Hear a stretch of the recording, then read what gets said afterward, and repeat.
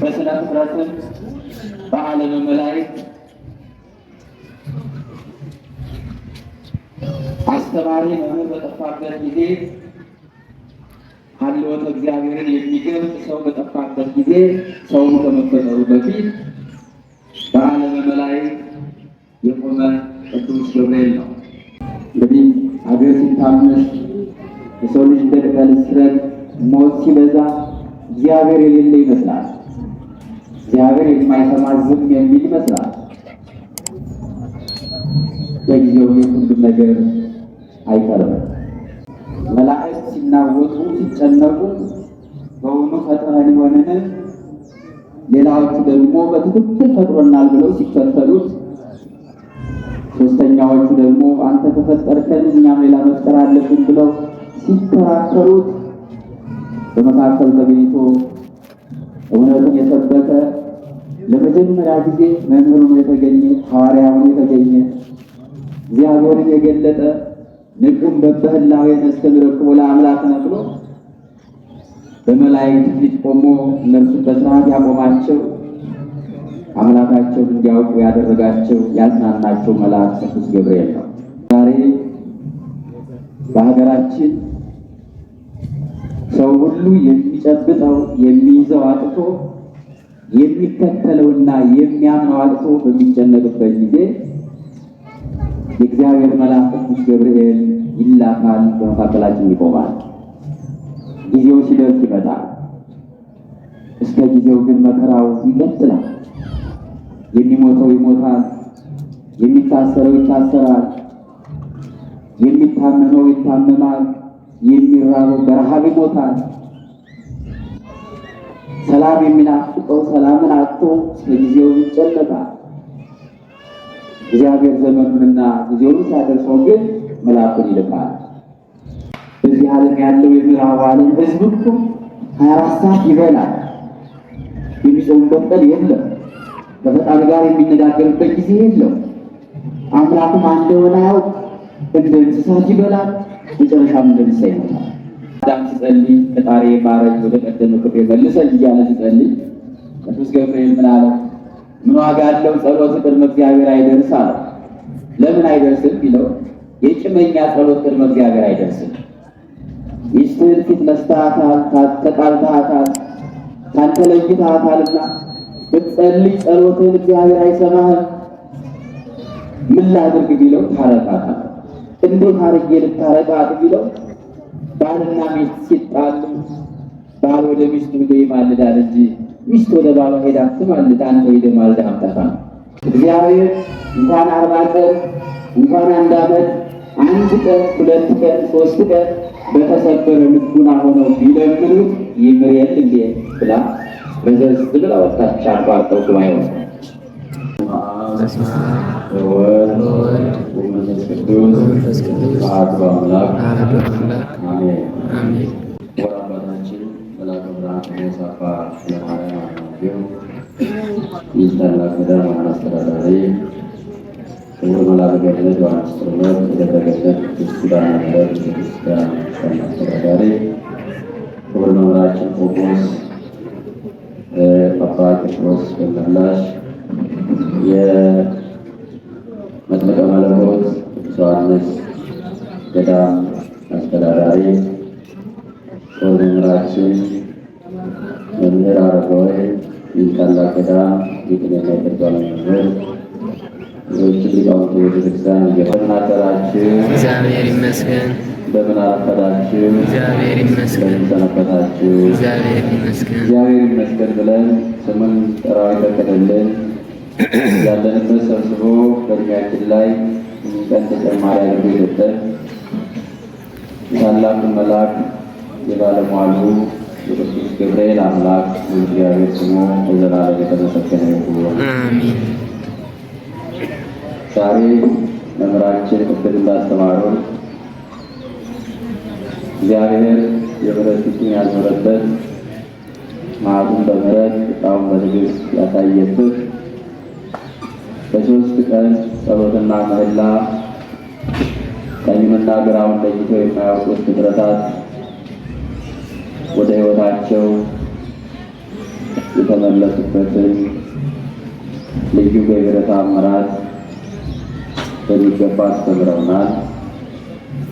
ላስተማሩ መምህራችን እንዲሁም በዝማሬው የጾመ ወጸለየ ወሰአለ እሙነ ይነስእ እያለ የጾመ የጸለየ የለመነ ሰው ዋጋውን አያጣም በማለት በዝማሬ ያስተማር ወንድማችንን ሁሉንም ቃለ ሕይወት ያሰማልን። አሜን። የአገልግሎት ዘመናቸውን እግዚአብሔር ይባርክልን። አሁን አብረን ለምንቆይበት ጥቂት ደቂቃ ምናልባት ከዚህ ስትቆሙ ማንም ሰው የቆመ ቢመስለው እንዳይወድቅ ይጠንቀቅ እንዳለ ሐዋርያው ቤተ ክርስቲያን ያለ ነው። ግን እውነት አካልና ልባችን ተዋህዶ ቤተ ክርስቲያን ላይ ነው ያለ ነው ስንል ራሳችን ጥያቄ ምልክት ይሆናል። ሰው ከኋላ የሚጎትተው የሥጋ ስሜት የዓለማዊ ሕይወት አለ፣ ይደርስበታል። ግን እንደማይደርስበት አድርጎ ሰይጣን ስለሚያሳየው ትምህርቱንም ሳይማር ጸሎቱንም አስተካክሎ ሳይጸልይ የመጣበትን የደከመበትን ቅድመ እግዚአብሔር ቆሞ ያመለከተውን ማመልከቻ በትክክል ሳያደርስ የሚመለስ ሰው አለና ከመጣን በኋላ ሕይወታችን፣ ነፍሳችን፣ ልባችን ለእግዚአብሔር ቢሰጥ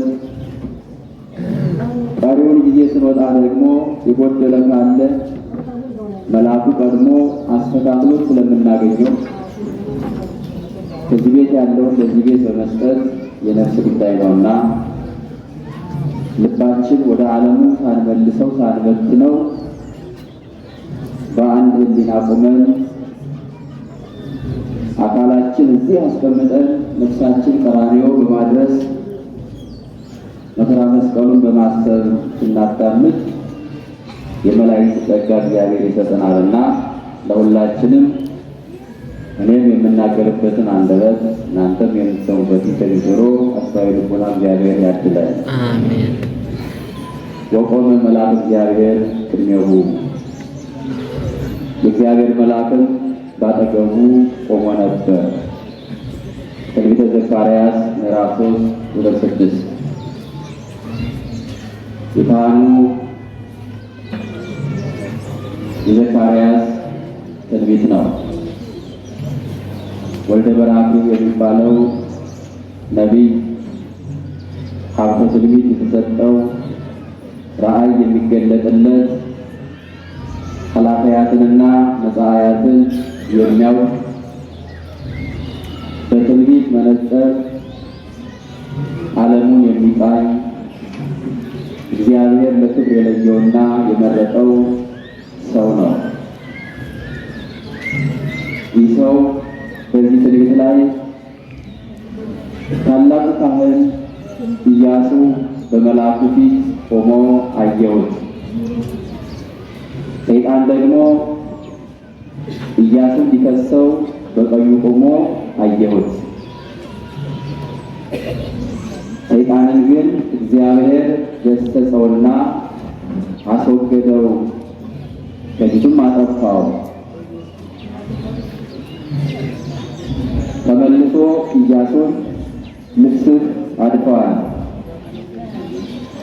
ያደፈውን ልብስህን ያውልቁልህ ይለውጡልህ አለው።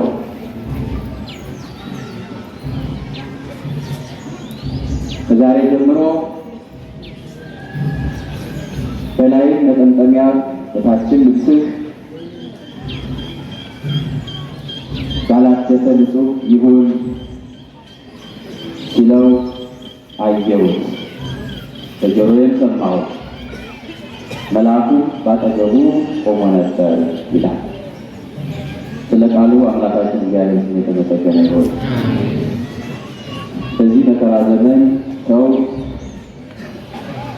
ተስፋ ማድረግ በማይችልበት ዘመን አሁንስ ተስፋዬ ማን ነው ብሎ ቅዱስ ዳዊት የማይሰለች ሁልጊዜም በመከራችን ውስጥ የማይለይ እግዚአብሔርን ተስፋ በማድረግ እንደተናገረ መልአኩ በመካከላችን እንደማይለየን እኛ በማናየው እርሱ በሚያውቀው በመካከላችን ቆሞ ለእያንዳንዳችን እንደየፍላጎታችን በረከትን የሚያድል በብዙ ቦታ ላይ በመቆም የሚታወቅ በመቀመጥ በማረፍ አይደለም፣ በመተኛት በመዘናጋት አይደለም፣ ሁልጊዜም ያለ እረፍት በመቆም የሚታወቅ መልአክ ቅዱስ ገብርኤል ነው። ይህ መልአክ ለድሆች ሁሉ ይቆማል፣ ለባለጠጎች ሁሉ ይቆማል፣ ለነቢያትም ይቆማል፣ ለሐዋርያትም ይቆማል፣ ለካህናትም ይቆማል፣ ለምዕመናንም ይቆማል። ለሚጠራት ሁሉ የሚቆም መልአክ ቅዱስ ገብርኤል ነው። ሰይጣን ሲከሰው በሐሰት አሳልፎ ሊሰጠው ቅድመ እግዚአብሔር ሲያቆመው እግዚአብሔር ደግሞ ሲገስጽለት መልአኩን በረድኤት እየጠበቀው በመካከሉ ቆሞ አየሁት ይላል። በስነ ፍጥረትም በዓለመ መላእክት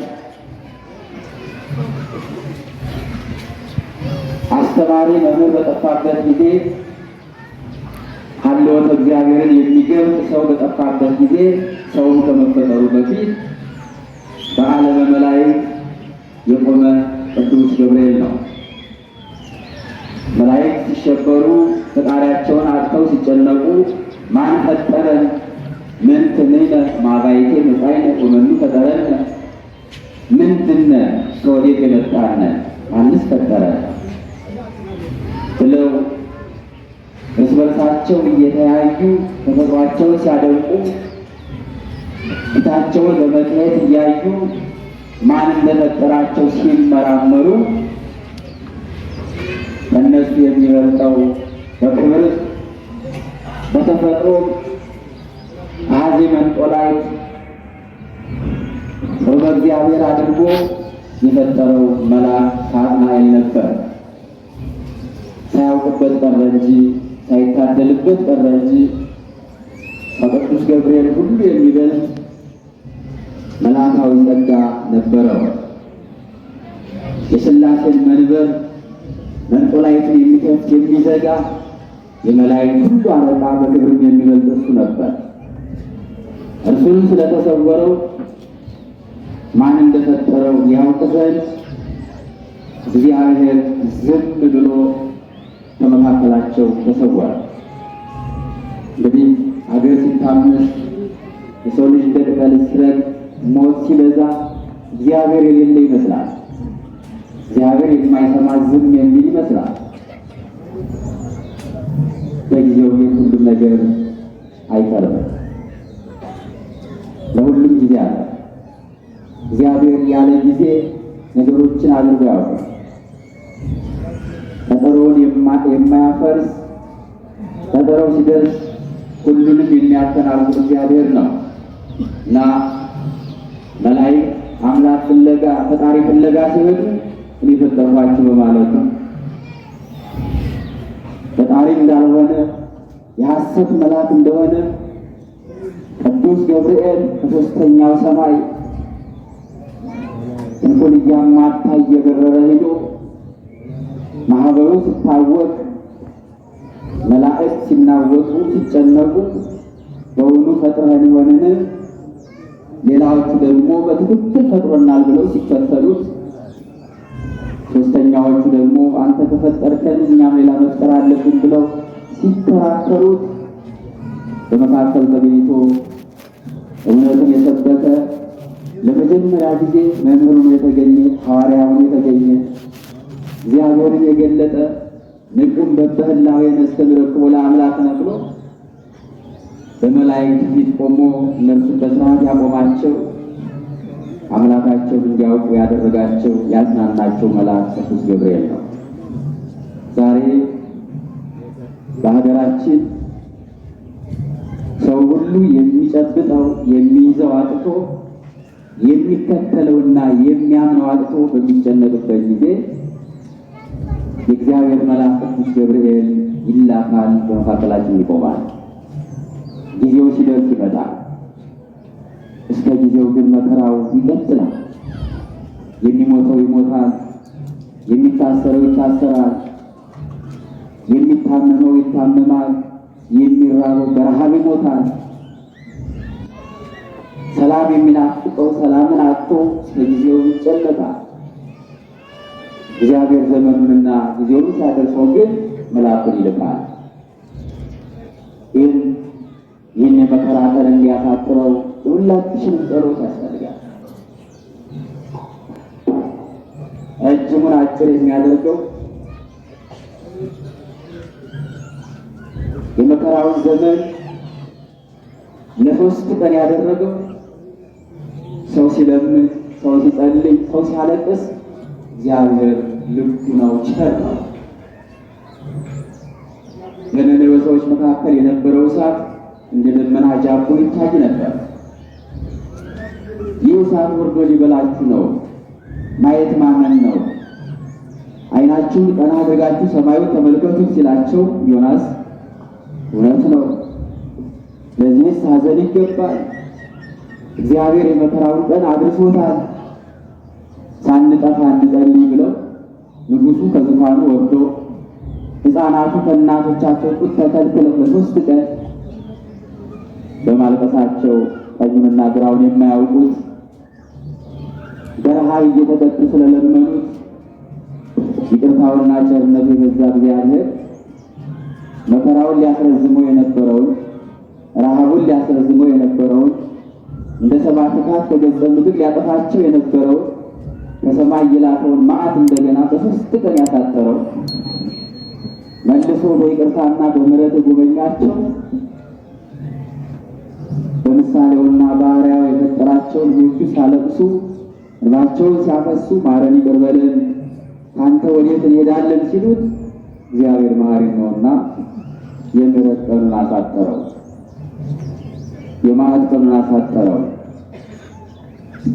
በምሕረት ጎበኛቸው። ዮናስንም እንኳ አንተ ቸር ነህ፣ ከለመኑ ይቅር ትላለህ፣ በሀገራችን መዓት ሊወርድ ነው ብዬ ሳስተምር መዓቱን ሳታወርደው ብትቀር ሐሰተኛ ነቢይ ብለው ይጣሉኛል ብሎ ስለ ራሱ ክብር ተጨነቀ።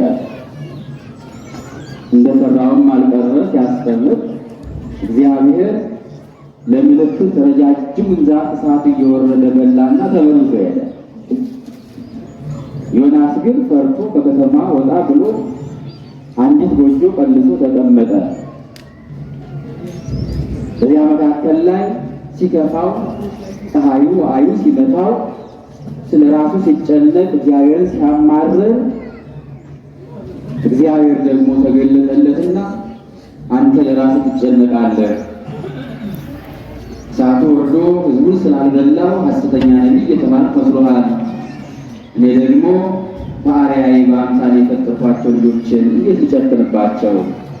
ቀኙንና ግራውን የማያውቁትን እንዴት አድርጌ ላጥፋቸው? ሲለምኑኝ ልመናቸውን እሰማለሁ፣ ሲያለቅሱ እንባቸውን ሲያፈሱ እንባቸውን አብሳለሁ። ስለዚህ አንተም በጎ አድርገሃል፣ እነሱም መልካም ለምነዋል።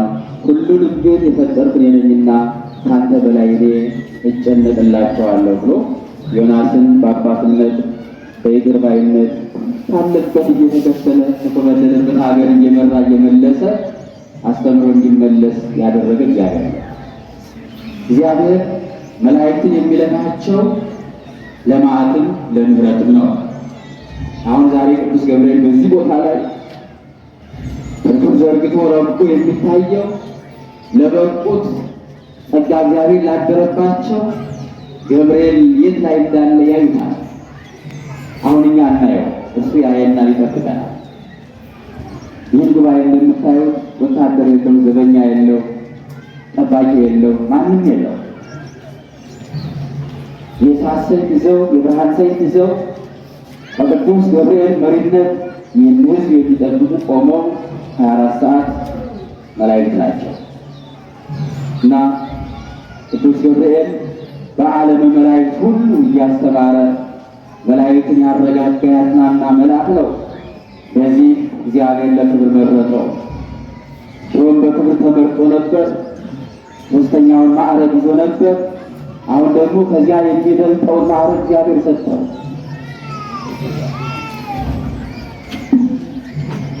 ዓለም ሲድን የምስራች የሚናገር እርሱ ነው። አዳምና ሔዋን በድለው ከእግዚአብሔር ሲጣሉ የሚያስታርቅ ሽማግሌ እሱ ነው። በእባብ ገላ ተሰውሮ አዳምና ሔዋንን ከእግዚአብሔር ለያቸው። በበለስ አብልቶ እግዚአብሔርን ያክል ጌታ ገነትን ታክል ቦታ አሳጣቸው። ያለ አስታራቂ ያለ ማላጅ አዳም ወድቆ ማልቀስ ጀመረ። የወጡት የነበሩ መላእክትን ራቁት አትብላ የተባለውን በልቶ ጾም ሽሮ ጾም እኮ ዕፀ በለስን እንዳንበላ የተከለከልንባት ምሳሌ ናት። አዳም ይጾም ነበር። ይህን ብላ ይህን አትብላ፣ በገነት ያለውን እጽዋት ሁሉ ፍሬውን ብላ፣ ይህችን ግን እንዳትበላ ተባለ። ብዙ ሰርቶ አንድ ላይ ተከለከለ። ጥቂት እየጾመ ብዙ እንድንበላ የተፈቀደልን ቸርነቱ ምሕረቱ በእኛ ላይ ዘወትር የሚበዛል። እንኳን ለነፍሳችን ለስጋችን እንዴት መኖር እንዳለብን ለሕይወታችን የሚስማማውን እንዴት መርጦ እንደሰጠ ልብ ልንለው ይገባል። አሁን በተለይ ሀብታሞቹ ስጋ ስትበሉ ቆያችሁ። ሁልጊዜ ስጋ መብላት ያሰለቻል። እንደ ስጋ መብላት የሚያሰለችን የሚያስቸግር ምግብ ነው። አዳም ስጋ አልነበረም የሚበላው ሳይስት ሳይበድል። በገነት ያሉትን እጽዋት ፍራፍሬውን ነበር የሚጠቀም። አሁንም እኮ ስጋ የሚበሉና የእጽዋት ነክ ምግቦችን የሚበሉ ሰዎች ልዩነት አላቸው። ስጋ ቶሎ ያስረጃል፣ በሽተኛ ያደርጋል፣ ሰውነትን ያገዝፋል፣ አካልን ይለውጣል። ጭራሽ አብዝቶ መብላት ደግሞ ሰላምን ያሳጣል። እና ስጋ ስንበላ ቆይተን ዛሬ ጾም፣ ቅዳሜ፣ እሑድ፣ ሰኞ፣ ማክሰኞ በልተን ረቡዕ ጾም፣ ሐሙስ በልተን ዓርብ ጾም። እንዲህ አድርጎ ለስጋችን እንኳን ለአመጋገባችን ለጤንነታችን እንኳን አስማምቶ የሚሰጥ በዚህ ዓለም ያለው የምዕራብ ዓለም ሕዝብ እኮ 24 ሰዓት ይበላል። የሚጾምበት ቀን የለም። ከፈጣሪ ጋር የሚነጋገርበት ጊዜ የለው። አምላኩም አንድ ሆነ ያውቅ እንደ እንስሳት ይበላል፣ መጨረሻም እንደ እንስሳ ይሞታል። እና አዳም ስጋ አይበላም ነበር፣ ስጋንም አያውቀውም ነበር። ስጋ መብላት የተጀመረ እኮ ጥረግረህ በላብ በወዝህ ደክመህ ብላ ዥዋሜ ከላይ ጠልቱ ኃጢአት ይንገስብህ ከተባለ በኋላ ሚስቱን ማወቅ ጀመረ፣ ስጋ መብላት ጀመረ። ከዚያ በፊት እኮ በገነት ሳለ ላሙ፣ በሬው፣ ፍየሉ፣ በጉ የተፈጠርን ላንተ ነው፣ አርደህ ብላን፣ አልበህ ጠጣን እያሉ ሊታረዱ በፈቃዳቸው ወደ አዳም ነበር። እኔ በገነት የምበላው የምጠጣው ምን አሳጥቶኝ እግዚአብሔር እጽዋት ሁሉ ፍሬው ሁሉ የኔ ነው፣ እናንተን ያብዛችሁ ያርባችሁ ያስባችሁ እያለ እየመረጠ የሰጣቸው ነበር። እግዚአብሔር ጋር ከተጣላ በኋላ ግን ሁሉ ጸጋ ቀረ። ደወል እየደወሉ የጸሎት ሰዓት እያስተማሩ እንደ ወንድም እንደ አባት ያገለግሉት የነበሩት መላእክት ርቀው ብቸኛ ዋለ። ዘመድ ወዳጃችሁ ሲሸሻችሁ ልታስቡ ይገባቸዋል። የወደደን ያከበረን ሲርቀን ለምን ብለን ልንጠይቀው ልንጸልይም ይገባል። አዳም እግዚአብሔርን ያስተዋውቁት የጸሎት ሥርዓት ያስተምሩት የነበሩ መላእክት ሲርቁት ተጨነቀ። ከዚያ በኋላ ግን የማይርቀው መልአክ በኃጢአታችንም በጽድቃችንም የማይለየው መልአክ ከወደቀበት ያነሳው እግዚአብሔር ተልኮ ወደ አዳም መጣለት።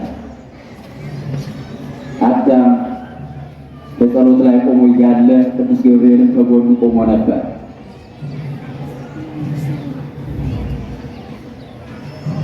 ሚስቱ ዕፀ በለስን ስላበላችሁ ከእግዚአብሔር ጋር ስላጣላችሁ ፊት ነሳት፣ ተጣላት።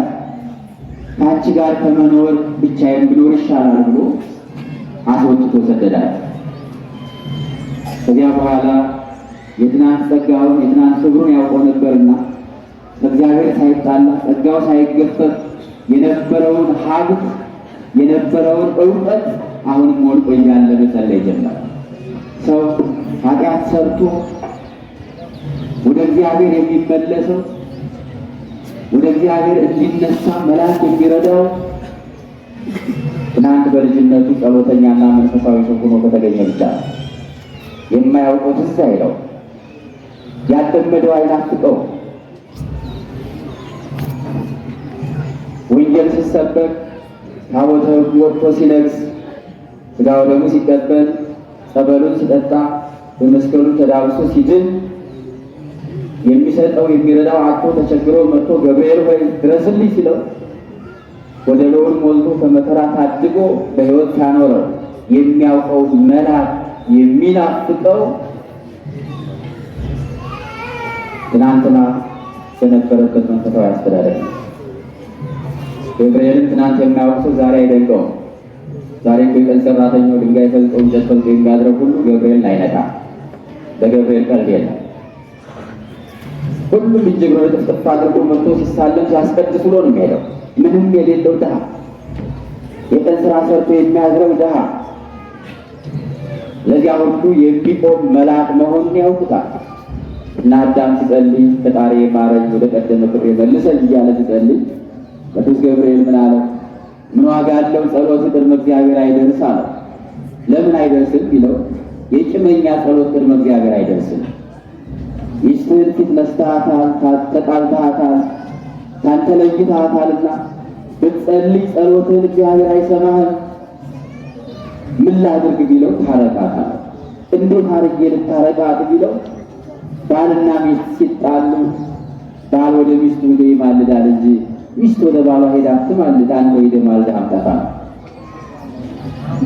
እንግዲህ በዚህ ሰዓት አስታራቂ ሽማግሌ የፈረሰውን ትዳር አንድ ያደረገው የራቁትን ያቀረበው በመካከል ቆሞ ያስታረቀው መልአክ ቅዱስ ገብርኤል ነው። ዛሬም የብዙዎቹ ትዳር የሚታወቀው የብዙዎቹ ሰላም የደፈረሰው 3-4 ልጆች ወልደው ልጆች እየተበተኑ ያሉት የሚያስታርቃቸው በማጣታቸው ከሚያስታርቃቸው ይልቅ የሚያጣላቸው በመብዛቱ የቤተሰብ የጓደኛ የጎረቤት ጣልቃ ገብነት የብዙዎችን ትዳር እንዳልነበር አድርጓል። ቅዱስ ገብርኤል ግን የፈረሰውን ትዳር መልሶ አንድ አድርጎታል። ተለያይቶ የነበሩትን አዳምና ሔዋንን አስታርቋቸዋል። በመካከላቸው እየቆመ ዛሬም የፈረሰውን ትዳር ሰላም ያጣውን ትዳር አባት እናት የሚናፍቁትን ልጆች በመካከል ላይ ቆሞ አንድ ያደርግልን ቅዱስ ገብርኤል።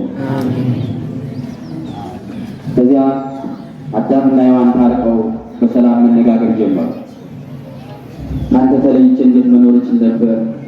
ከዚህ በኋላ አላጠፋም፣ አልበድልም፣ ይቅር በለኝ ብላ እሱም ይቅር ብሎ አታርቀው በሰላም መኖር ሲጀምሩ የሚያስታርቀን አንድ ሆነ።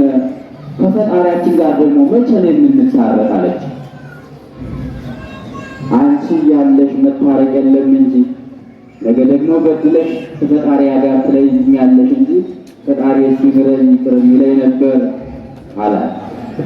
ከዚህ በኋላ ቃል ገብቼልሃለሁ ካንተ ላልወጣ ንስሐ እንግባና ፈጣሪያችንን ጠይቀው ያ በመከራችን ቀን ይረዳን የነበረው መልአክ ቅዱስ ገብርኤል አይለየንም አለች። በጣም ሴት ለባሏ ዘውድ ናት የሚባል ለዚህ ነው። ሴት የጥፋት ምክንያት እንደሆነች ሁሉ የድህነት ምክንያትም ሴት ናት እና ሁለታቸውም ተያይዘው እርሱ ከአንድ ባህር ውስጥ እርሷ ከአንድ ባህር ውስጥ ገቡ።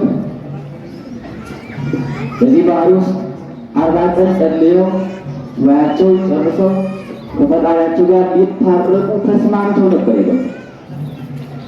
ጥንተ ጠላታችን ሰይጣን 35 ቀን እንደቆዩ ተጨነቀ።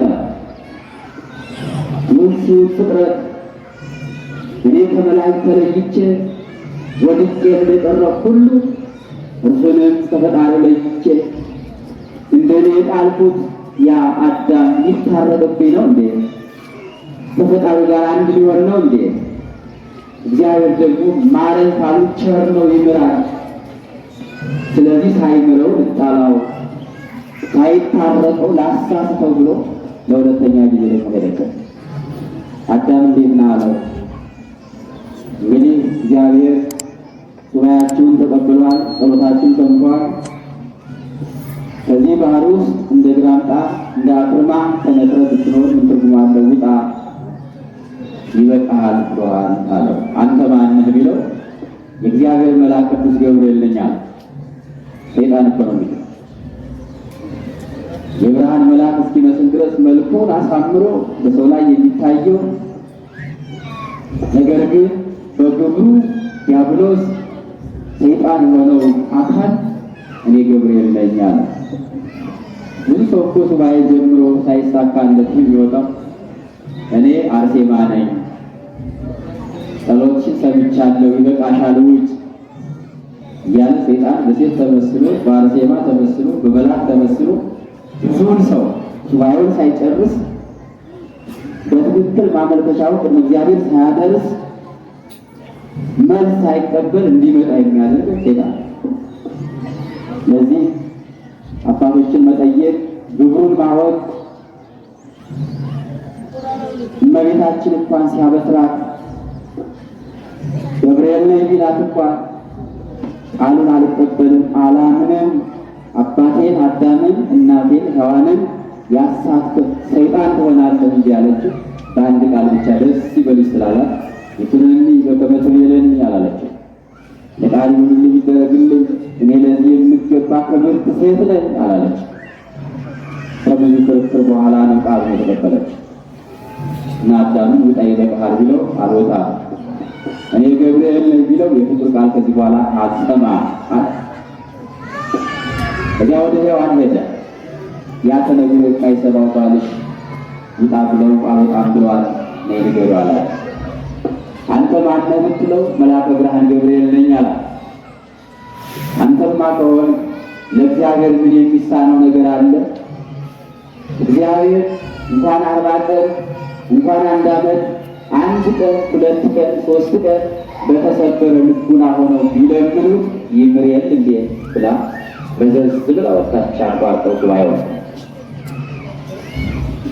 ጀምሮ ከመቅረት እግዚአብሔር ይሰውራል። ብዙ ሰው ለመጀመር ጀግና ነው። ብዙዎቻችን ለኪዳኑ ለጸሎቱ ለጾሙ ስንጀምረው ወኔያችን ማንም አይችልም።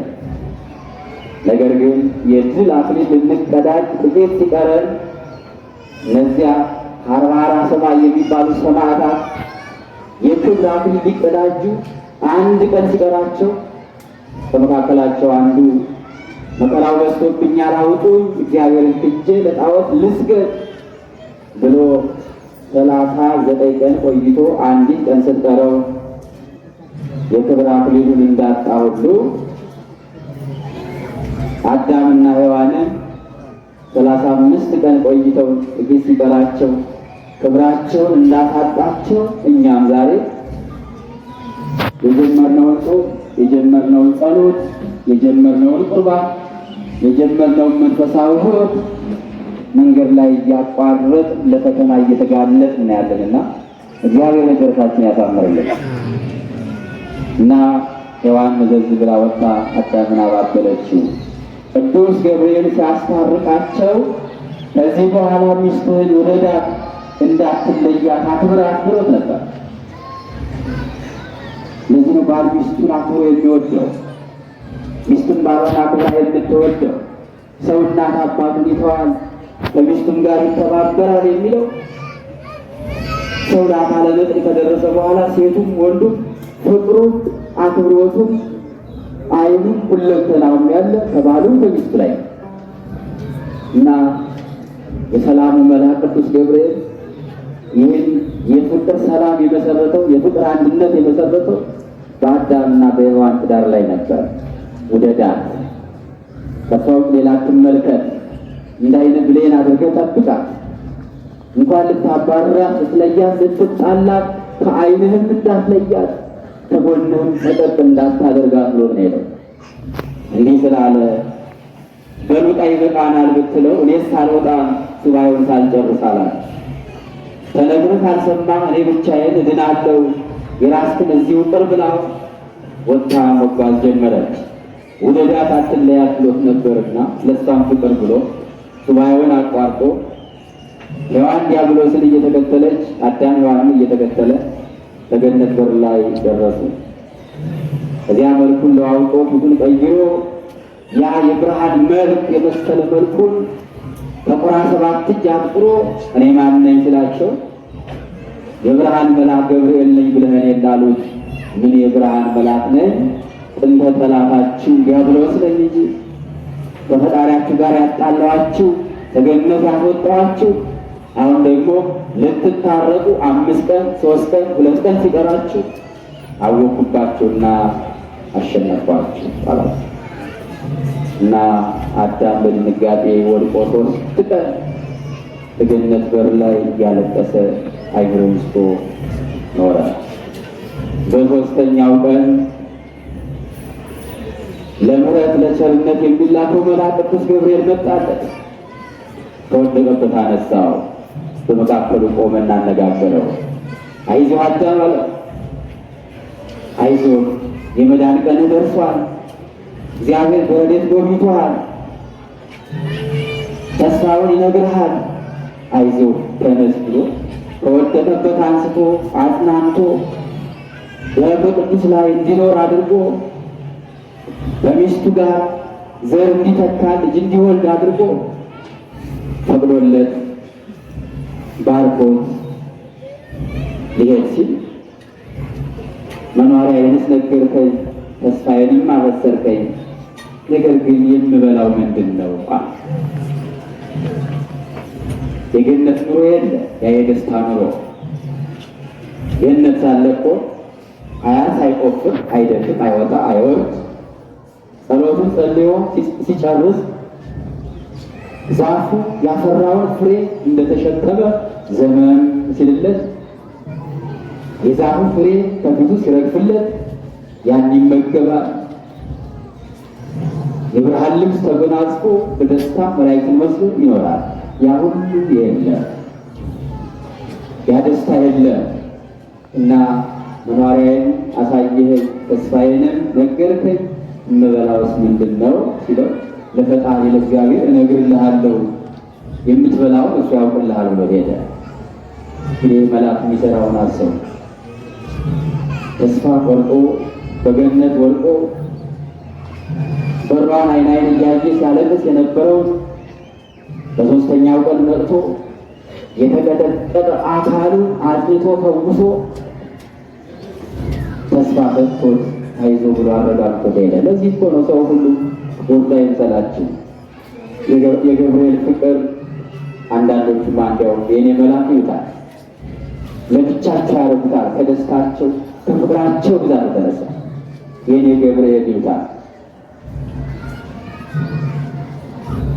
ሁልጊዜ በመዓት ሳይሆን በምሕረት ሲላክ ነው የምናውቀው። ማንም ሰው ቅዱስ ገብርኤልን ጠርቶ አንድ ቀን አሳፍሮት አያውቅም። ልመናችን ይለያይ ይሆናል። ባልንጀራዬን አጥፋልኝ፣ እገሌን ግደልልኝ ከሆነ መልአኩ ቅዱስ ገብርኤል ሰው የሚያጠፋ ባልንጀራ የሚገድል የሱን እንጀራ አሳንሶ እሱን ከፍ የሚያደርግ አርሎ ያለበት መልአክ አይደለም። ሰውኛውን የሚያስብ መልአክ አይደለም። ባልንጀራህን እንደ ራስህ ውደድ። በባልንጀራ መካከል እግዚአብሔር ይገኛል። ፍቅር ማን ነው ቢባል እግዚአብሔር ነው። እግዚአብሔር ማን ነው ቢባል ፍቅር ነው። ስለዚህ ፍቅር ያለው ሰው፣ በጉርብትና ፍቅር ያለው ሰው፣ በስራ ባልደረቦቹ መካከል ፍቅር ያለው ሰው፣ በመስሪያ ቤቱ ፍቅር ያለው ሰው ያ ፍቅር እግዚአብሔር ነው። እግዚአብሔርን ይዞ የሚኖር ሰው ነው ማለት ነው። እና ለለምነው ሁሉ የሚደርሰው መልአክ ከወደቀበት አንስቶ ተስፋውን ነግሮት ሄደዋል። ከዛ በገነት ያሉ አዕዋፍን ነገራቸው። አባታችሁ አዳም ተርቧል፣ ምግቡን ውሰዱለት፣ ኋላ ልጆቻችሁን እንዳይበቀልላችሁ ነግሬያችኋለሁ ብሎ ማስጠንቀቂያ ሰጣቸው። አዕዋፍ በአፋቸው የስንዴውን ዘለላ እያመላለሱ 12 ዋሻ ሞልተውለት ሄዱ። ይህን የሚያደርግ ለስጋ ለነፍስም ተስፋ የሚሆን መልአክ እኮ ቅዱስ ገብርኤል በስጋው የሚበላውን አዘጋጀለት። በነፍሱ 5500 ዘመን ሲፈጸም እንደሚድን ተስፋውን ነግሮ ሄደ። ከዚያ በኋላ ዘመኑ ሲደርስ ወበእንተ ዝደለወ ከመ ይጹእ ዜናሃ ለማርያም የተነገረው ተስፋ ሲደርስ እግዚአብሔር ሊመጣ ሲል ቀድሞ የተላከው መልአክ ቅዱስ ገብርኤል ክርስቶስ ከመውለዱ በፊት ወደዚህ ዓለም መጥቶ ከድንግል ማርያም ከመወለዱ በፊት መንገድ ጠራጊ ሐዋርያ ቅዱስ ገብርኤል ነበር። ሂድና ዓለሙን ደስ አሰኘው፣ የምስራችን ተናገር፣ ልመጣ ነው በል ተባለ። ክንፉን እያማታ ሊባኖስ በሚባል ተራራ በደስታ ወረደ ይለዋል። አዕዋፍ ሁሉ ይሰሙት ነበር። እልፍ አእላፋት መላእክት ሁሉ ተከትለው ያጅቡት ነበር።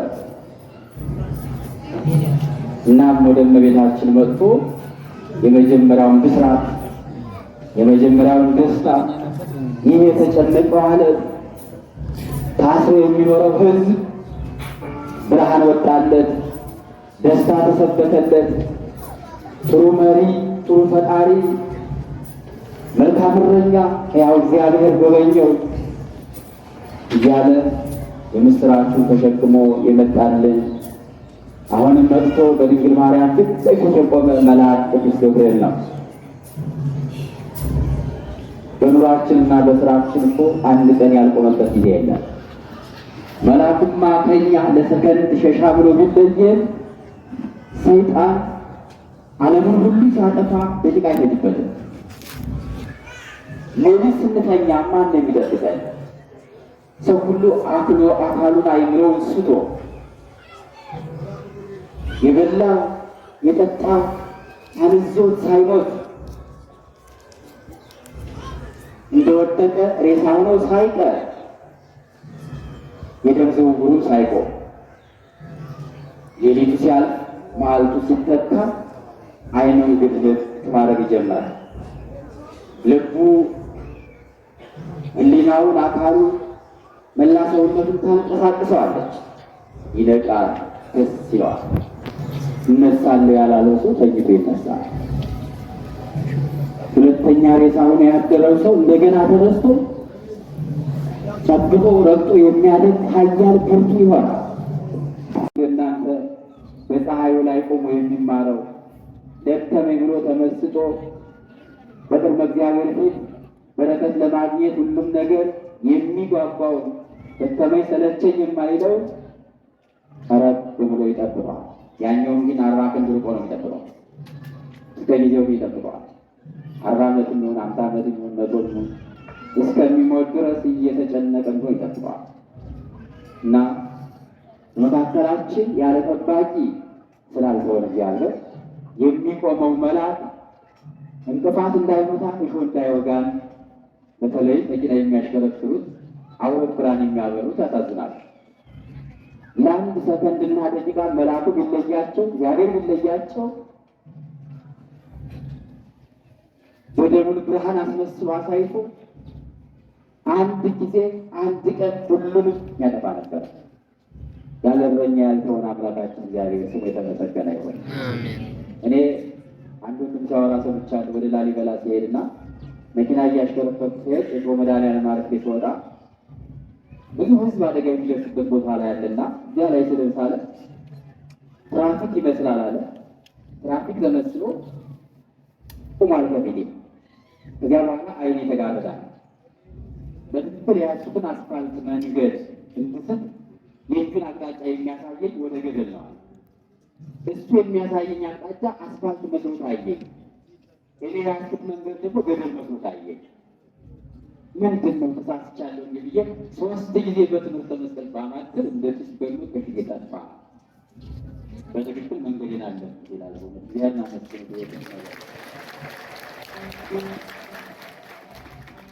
ተለይተው ነው ያውቁ።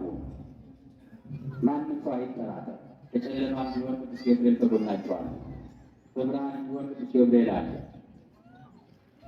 በዚያ ሁሉ አደጋ ውስጥ መኪና ክሮስ እየተከፍቶ ወድቆ የሰው ሕይወት ምንም ሳይነካ የሚተርፈው ጠባቂ መልአክ ስለማይለየን ነው።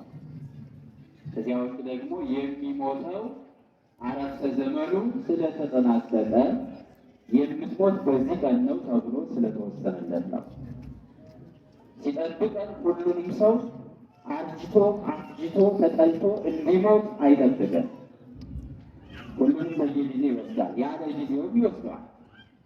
የዓለሙን መጥፋት አይቶ የዓለም ይቅርብ ብሎ እየለየ ዓለሙን ሳያውቁ ይወስዳቸዋል። የሚሞተውን ለበጎ ነው፣ የሚኖረውን ለበጎ ነው። ግን ጠባቂ መልአክ አለ። ያ መልአክ ቅዱስ ገብርኤል ነው። ያ መልአክ ቅዱስ ሚካኤል ነው። ያ መልአክ ቅዱስ ሩፋኤል፣ ቅዱስ ፋኑኤል ነው። እልፍ አእላፋት መላእክት ከፍጥረት ሁሉ የሚበልጡ ፍጥረታት ናቸው። ብዛታቸው ከሰው ሁሉ ፍጥረት እጥፍ የሚበልጡ ናቸው። የገብርኤል ነገድ ሰራዊት እንኳን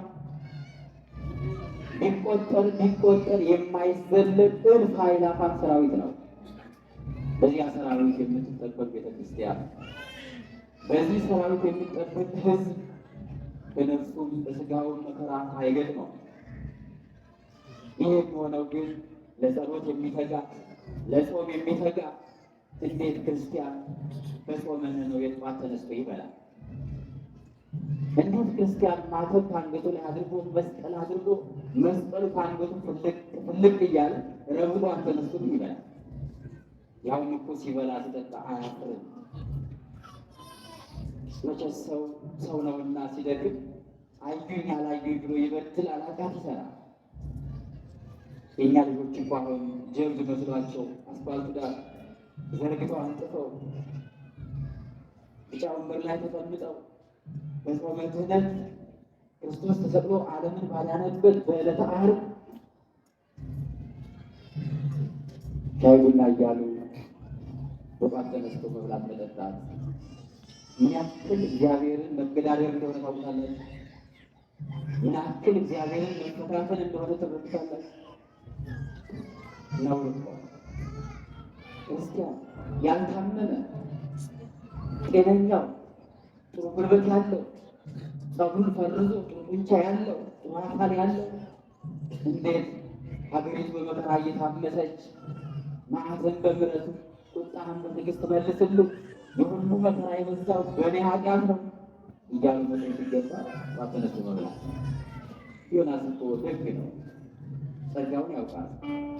ለጊዜው ከጌታ ፊት ቢሰወርም መጨረሻ ላይ ግን ማዕበሉ ሲናወጥ መርከቡ ሲናወጥ ነጋዴዎቹ ልንጠፋ ነው ምን ይሻላል ብለው ቢያማክሩን አይ ማዕበሉም ሞገዱም የተነሳ በእኔ ኃጢአት ነው በእናንተ አይደለም፣ ከፈጣሪ ፊት ስለኮበለልኩ አልታዘዝም ብዬ አገር ተሰውሬ ስለመጣሁ ነው። ይህን ያደረገ እግዚአብሔር ነው። ከእርሱ ማምለጥ ለካ አይቻልም። እኔን አንስታችሁ ወደ ባህሩ ጣሉኝ፣ ያን ጊዜ በሰላም ትሄዳላችኋል። እነሱም በአንተ ኃጢአት መሆኑን በምናውቃለን፣ በእኛ ኃጢአት ቢሆንስ አሉ። እኔ እንዳሁን ትውልድ ነህ እንዴ ሳናውቅ አንተ ሌባ ብሎ ልክ ያለው አንታሉ የእኛ ኃጢአት ቢሆን የለም በጣም ይጣጣል ብሎ በጣም ያወረደው በጣም ሲወጣ በዮናስ ላይ ወረደ። እንግዲህ ፈጣሪ ያድነህ በጣም ባንተ ወጣ ብለው ልጋሉ ባህር ላይ ጣሉ። ማዕበሉ ጸጥ ብሎ በሰላም ተሻገሩ።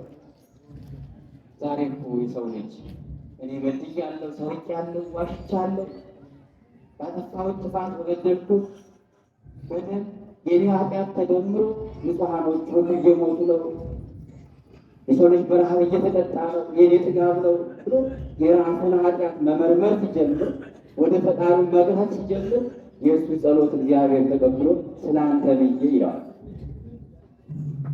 በመጽሐፈ መነኮሳት ሁለት ወንድማማቾች ሁለት መነኮሳት ወደ ከተማ ሄደው አንዱ በኃጢአት ወድቆ አደረ፣ ሌላኛው ደግሞ ሲጸልይ አደረ።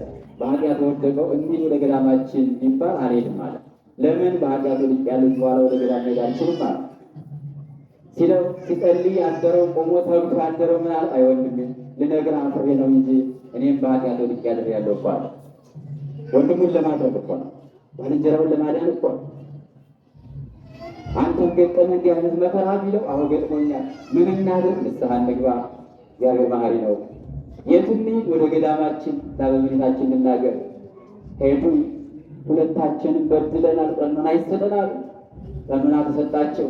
ቀኖናው ሲያልፍ እግዚአብሔር ተገለጠና ለኃጢአተኛው እንዲህ አለ፣ ኃጢአትህን ይቅር ብዬሃለሁ። ይቅር ያልኩህ ግን ስለ አንተ ጸሎት ሳይሆን ስለ ባልንጀራ ጸሎት ብዬ ነው አለ። ያልወደቀውን ወድጃለሁ ብሎ አንተን ያልተረፈት ባልንጀራህን ሰምቼዋለሁ ይላልና እንዲያው ግን በዚህ ማዶ ሀገር ሞት፣ በዚህ ማዶ ሀገር ጦርነት፣ በዚህ ሀገር የሰው መቅሰፍ፣ በዚህ ሀገር ወንድምና ወንድም መገዳደል ሰብሰባ ስናይ በራችን ዘግተን እንዳንሰማን ለምን ነው ዝም የምንለው? ልቅሶ የማን ነው? ጩኸቱ የማን ነው? ሟቹ የማን ነው? እኛስ የድርሻችን የማንወጣ ለምንድን ነው? እንዲህ አይነት ክርስቲያን ከሆን ሁልጊዜ በፊታችን የማይለየን መልአክ ቅዱስ ገብርኤል ይቆምልናል። በሁላችን እግዚአብሔር አስተዋይ ልቦና ይስጠን። አሜን። በመጨረሻ ቅዱስ ገብርኤል ወደ እመቤታችን መጣ። እመቤታችን ደግ እናት ናት። የ15 ዓመት ብላቴና ናት። ከዮሴፍ ቤት ነበረች። ውሃ ልትቀዳ ባጭር ታጣ ወደ ወንዝ ወረደች። በዚያን ጊዜ ውሃ የተጠማ የሚሰጠው አጥቶ ከላይ ከታይ እየተቅለበለበ የሚያዝን የሚተክዝ ረሃብተኛ ውሃን የተጠማ ውሻ አገኘች። ሴቶቹ ተሰብስበው ሀቤት ያማሉ፣ ወሬ ያወራሉ። እመቤታችን ደረሰች። ምን አለበት ይህን ውሃ የተጠማ ውሻ ውሃ ብትሰጡት አለቻቸው። ውሃ እያለ ለምን አሳዘናችሁት? ይህም እኮ የሥላሴ ፍጥረት ነው አለች። እነሱ አለብን ያውም እኮ ትንቢት የተነገረ በአንቺ ሳይሆን አይቀርም፣ አምላክ ይወለድብሻል ተብሏል እያሉ ዘንበቱባት። እግዚአብሔር እኮ ኃጢአተኞችንም አፋቸውን ከፍቶ ፊታቸውን ጸፍቶ ያናግራል ተብሏል። ከዛ እመቤታችን የሞላውን እንስራ ጎደለችና የወርቅ ጫማዋን አወለቀችና የተጠማውን ውሻ አጠጣችው እስኪረካ ድረስ። እንስራውን አጎደልሽው በምን ትሞዪው ቢሏት ውሃ ከላይ ከእግዚአብሔር እንጂ ከታች አይደለም እርሱ ያውቃል አለች። ደስ ይበልሽ ወራ ይህን ቃል የጀመረው ቅዱስ ገብርኤል ለመጀመሪያ ጊዜ ተናገረ። ይህን ደስታ ለመጀመሪያ ጊዜ የሰማችው እመቤታችን ናት። እንዴት አደርሽ? እንዴት ሰነበትሽ? የት ነው የምትሄጂው? ማነሽ አላላትም። ጸጋን የተመላሽ ሆይ ደስ ይበልሽ አላት። ከሴቶች ሁሉ ተለይተሽ አንቺ የተባረክሽ ነሽ አላት። የምን ደስታ ነው አለች እመቤታችን። ማይከረከብ ተንተበዙ ብስራተ እንዲህ አይነቱን የምስራች እንዲህ አይነት ደስታ ከወዴት አመጣኸው? ዘንግዳ ማየት ዘነጻ ያለች እመቤታችን ተከራከረች። ቅዱስ ገብርኤል ቁሟ ተቀምጦ አይደለም፣ እየተራመደም አይደለም፣ ክንፉን ዘርግቶ ቆሞ ነው። ደስ ይበልሽ ይላል እና ከብዙ ክርክር በኋላ እመቤታችን ተቀበለችው። ነገሩ ከእግዚአብሔር መሆኑን ተረዳች። ስማልቦ ነገር ዘይሳሉ ለእግዚአብሔር ብሎ አበሰራት። በቤተ መቅደስ በመካከል ቆሞ ነገራት። በዮሴፍ ቤትም ነገራት፣ በመንገድም ነገራት። ይህ ነገር ሲደጋገም እመቤታችን ከብዙ ክርክር በኋላ ይኩነኒ በከመ ትቤለኒ፣ እኔ ለዚህ የሚገባው ከሆንኩኝ የእግዚአብሔር ባሪያው ገረዱ ነኝ፣ እነሆ አለው አለች።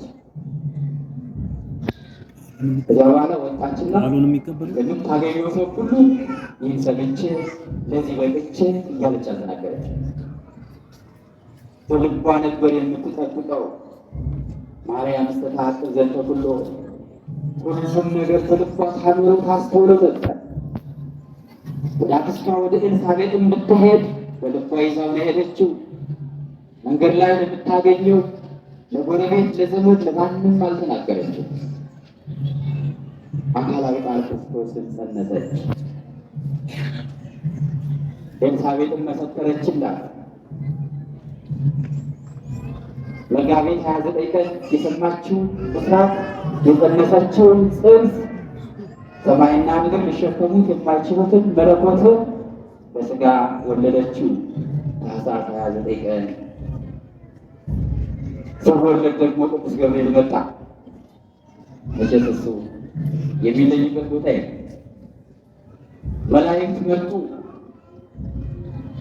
ወደ ልጆቹ ሄደና ደስ ይበላችሁ፣ ዛሬ በዳዊት ከተማ መድኃኒት ክርስቶስ ተወለደላችሁ እያለ በብርሃን ተሞልቶ ጨለማው በብርሃን አጥለቅልቆ እረኞቹን የምስራች መናገር ጀመረ። ወደ ቤተልሔም ሄደ። የሕፃኑ መወለድ ቆሞ አየ። መላእክትን ተመለከቱ። እጹብ አሉ። ከአባቱ ሪና የማይለየው አምላክ እንዴት እዚህ ተወለደ ብለው ተመልሰው ወደ ሰማይ ሄዱ። ወደ ሰማይ ቢሄዱ ከአባቱ ሪና ሳይለይ በአንድነቱ በሦስትነቱ ከብሮ በዙፋኑ ተቀምጦ አዩ። ተመልሰው መጡና ስብሐት ለእግዚአብሔር በሰማያት ወሰላም በምድር ስምረቱ ለሰብእ። ከባሕርይ አባቱ ከአብ ከባሕርይ ውእቱ ከመንፈስ ቅዱስ በሰማይ ላልተለየ በምድር ተወልዶ ዓለምን ለማዳን ለመጣ ለእግዚአብሔር ምስጋና ይገባል። ለሰው ልጆችን በምድር ላይ ሰላም ይሁን ያሉ ሰላም ሰጠው። ሰላምን የሚሰጡትን መላእክት እግዚአብሔር ወደዚህ ምድር ላይ ይላክለት። አሁን ሰው ነግዶ ለማትረፍ አርሶ ለመብላት ሳይሆን ውሎ ለማደር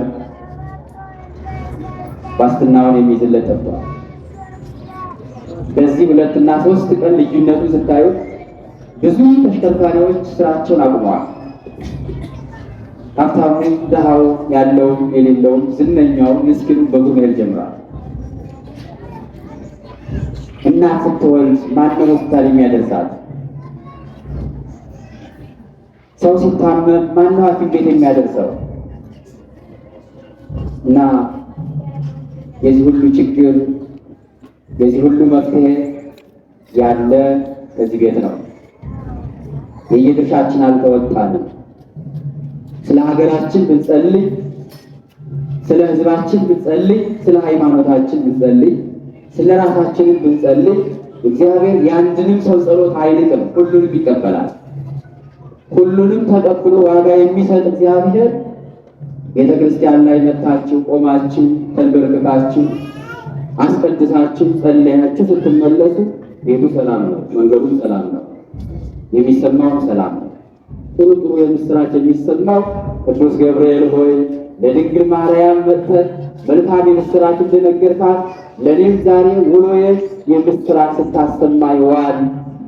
ሐዘን ሳይሆን ደስታ፣ መከራ ሳይሆን በጎ ነገር አሰማኝ። የሀገሬን ጥፋት አታሳየኝ። አንድ አድርገን የሥላሴ ፍጥረት ነንና ሁላችንም አንድ አድርገን ብሎ የሚጸልይ ክርስቲያን ሌላ የጸሎት መጽሐፍ ይዞ 1 ሰዓት መቆም አይጠበቅበትም። ይሄ ጸሎት በእግዚአብሔር ዘንድ ትልቅ ጸሎት ነው። ስለዚህ በቻልነው እግዚአብሔርን ለምነን ለሀገራችን መልስ አሁን ለሚያድጉት ልጆች ለእህል እንጂ ለስራ ያልደረሱት እናት አባት ውጭ ላልወጡት እናት የምታበላቸው አካል የምትጨነቅባቸው ልጆች ይህች ቤተክርስቲያን ጸጋዋ ሰላም እያለች የምትጸልየው እንደ ሰብአ ነነዌ የምሕረት የቸርነት በር እንዲከፈት ሁልጊዜ በር የምታንኳኳው በተለይ ለሚጠቡት፣ ለታዘሉት፣ እግራቸው ብቻ ለሚራመዱት፣ ሰርተው ለማይበሉት ለደካሞቹና ለሕፃናት ነው እና የሕፃናቱ አምላክ እናት ልጆቿን ምን ታበላቸዋለች? የቤት ኪራይስ ምን ትከፍልላቸዋለች? ከጎንደር ባህር ዳር ከጎጃም አዲስ አበባ ተዘዋውሮ ይሰራ የነበረ ሕዝብ ለልጆቹ ምግብ ያመጣ የነበረ ሰው ዛሬ ሁሉም አንድ እየሆነ መጥቷል እና ይህን የመከራ ዘመን እንደ ሰብአ ነነዌ እንዲያሳጥርልን የሁላችን ጸሎት ያስፈልጋል። በሉ ከቤት ከዋላችሁ ቤተ ክርስቲያን ነው። ያለቻችሁን እያጠፋችሁ መጠጥ ቤት ተቀምጣችሁ አታምሹ። እርሷን አስቀምጧት ለእርሾ ትሆን ለክፉ ቀን ትሆን። እናንተ ግን ጥቂት መባ እየያዛችሁ ወደ እግዚአብሔር እየመጣችሁ በፊቱ እየቆማችሁ መጨረሻችን አሳምረው የዕለት ምግባችን የዕለት ጉርሳችን አንተ ነህና የዕለት እንጀራችን ስጠን ብለን የምንለምነው የዓመት እንጀራ ስጠን እንኳን ብለን ለምነንህ የማናውቀው የማትጠረጠር አምላክ ስለሆንክ ነው። የዕለት እንጀራ ሳታጎድል እንደምትሰጠን ስለምናውቅ ነው። ስለዚህ ጌታ ሆይ በኃጢአታችን ብዛት አታጥፋን፣ እንደ ቸርነትህ ይቅር በለን እያል ሕፃኑ፣ አዋጁ፣ ወጣቱ፣ ሽማግሌው ቤተክርስቲያን መጥቶ ተጸለየ። ቅዱስ ገብርኤል በመካከላችን ይቆማል። ለዳኝነት ይቆማል፣ ለሰላም ይቆማል፣ በረከቱን ለማውረድ ይቆማል፣ ደመናውን ለማዘዝ ይቆማል። አዝመራው እንዲበቅል በፀሐይ በስሎ በዝናብ በቅሎ ለሕዝቡ ጉሮሮ እንዲደርስ ይማልዳል፣ ይጸልያል፣ ይወጣል፣ ይወርዳል። በመካከላችን ዘወትር ይቆማል ማለት ነው። ስለዚህ ከኛ የማይለየው መልአክ ሁልጊዜ ለምኑኝ ልስጣችሁ፣ ጥሩኝ ልድረስላችሁ እያለን እኛ ግን በእንቅልፍ እየተዘናጋን በመጠጥ እየደነዘዝ አይምሯችን ከዓለም ጋር ቀላቅለን ክርስቶስን ተለይተን ብዙ የምንባክን ሰዎች አለንና ከምንባክንበት መንደር ተመልሰን ወደ ቀደመ ርስታችን መጥተን መልአኩ ቅዱስ ገብርኤል ሆይ አዳም ሲወድቅ ያነሳኸው አንተ፣ ሔዋን ስትጣላ ያስታረቅካት አንተ፣ ሁለተኛ ሱባኤ ገብቶ ሲያሸንፋቸው ድል የነሳሃላቸው አንተ፣ የዕለት ምግባቸውን የሰጣቸው አንተ፣ የምስራቹ ይዘህ መጥተህ እኛን ያዳንተን ምክንያት የሆንከን አንተ፣ አሁንም በእግዚአብሔር ፊት የምትቆመው አንተ ነህና በፊቱ ስትቆም ኃጢአታችን ሳይሆን ጽድቃችን፣ በደላችን ሳይሆን ምሕረትና ቸርነቱን እግዚአብሔር አምጣልን ብለን ብንጠይቀው ሁልጊዜ እግዚአብሔር ፊት የሚቆመው መልአክ በእኛ መካከል ይቆማልና በሱ ጸሎት በሱ ምልጃ ሀገራችን ልትጠበቅ አምነነው ወደነው። አንዳንዴ አፋችን ብቻ እየሆነ ነው እንጂ እኮ ቅዱስ ገብርኤል ጠርቶ የማይጠግበው ሕዝብ ይበዛል። ግን እኛ ነገር ከቁጥር ቤተክርስቲያን ወጣ ስንል እንረሳዋለን። ገብርኤል የሚያሄድ አይመስለንም። ከስራ ቦታ ገብርኤል አለ፣ ከጭፈራ ቤት ሁሉ ገብርኤል አለ፣ ከኃጢአት ቦታ ከሁሉም ቦታ ገብርኤል አለ። የጽድቅ ስራውን ይመዘግባል፣ ክፉ ስራውንም ይመዘግባል፣ ይታዘበናል። ሰው የሌለበት ቦታ ላይ ሰው የለም ብላችሁ አትዘናጉ። መጸዳጃ ቤትና ሻወር ቤት እንኳን ስትገቡ ተጠንቅቃችሁ የሚያያችሁ እንዳለ እያስተዋላችሁ ይላል። ማን የሚያየን ብትሉ ጠባቂ መልአካችሁ አናውሎ። ልብስን ስታወልቀው ያያል፣ ራቁትን ስትሆን ያያል፣ በሁሉም ያይሃልና ተጠንቅቀህ አለባበስህን፣ ጸጋህን፣ ፈሪሃ እግዚአብሔርን በውስጥ አሳድረህ ውጣ ውረድ፣ ተኛ ተነሳ ነው የሚለው እና ማንም ሰው ሊያስተውለው የሚገባው ጉዳይ ነው። እንግዲህ ረሃብ፣ ችግር፣ መከራ ያስተምራል፣ ጥጋብ አያስተምርም። አሁን እያስተማረን ያለው ረሃቡ ነው፣ ስደቱ፣ ጦርነቱ ነው፣ እርስ በርስ መገዳደሉ ነው። ይሄ ልዩ ወንጌል ነው፣ ልዩ ትምህርት ነው። ለሚድንበት ሰው፣ ለሚመለስ ሰው፣ ራሱን ለንስሐ የሚያዘጋጅ ሰው ልዩ አዋጅና መልእክት ነውና ምንም ያልበደሉት ምንም ኃጢአት ያልሰሩት ያለ ኃጢአታቸው እየሞቱ ብዙ ኃጢአት የምንሰራው ደግሞ በእርሱ ቸርነት ተደግፈን የንስሐ ጊዜ እየተሰጠን ነውና ጊዜያችን አውቀንበት መልካም ስራ ሰርተን ንስሐ ገብተን ቅዱስ ሥጋውን ክቡር ደሙን ተቀብለን የመንግስት ወራሾች ለመሆን ያብቃን። እግዚአብሔር አምላካችን የነደደውን እሳት በቸርነቱ ያጥፋልን፣ ለሀገራችን ሰላሟን ይመልስልን። ይህች ሀገር ሰላም ካልሆነች ዓለም በሙሉ ይታወቃልና የዚችን ሀገር ሰላም የሚቀደሰው ቅዳሴ፣ የሚታጠነው ማዕጠን፣ የሚሰዋው መስዋዕት ዓለምን ሁሉ የሚጠብቅ መስዋዕት ነው እና ይህ መስዋዕት የሚሰዋበት ቤተ መቅደስ ከፈረሰ፣ ይህን መስዋዕት የሚሰዉት አባቶቻችን ከታረዱ፣ ቤተክርስቲያኗ ሰው ከሌላት ምዕመናን ከሌሉ አገሩ አይደለም ዓለም ሁሉ ይጠፋልና ራሳችን ለንስሐ አዘጋጅተን ቤተክርስቲያናችን ጠብቀን በሃይማኖታችን ጸንተን ከመልካም ስራዎች ክፉ ነገርን ተጸይፈን ለበጎ ስራ ተባባሪ ሆነን እንድንኖር እግዚአብሔር ይስቀድልን። አስተማረን የመከረን የአባቶቻችን አምላክ ልዑል እግዚአብሔር ስሙ ለዘላለም የተመሰገነ ይሁን። ወስብሐት ለእግዚአብሔር። ይቆየን።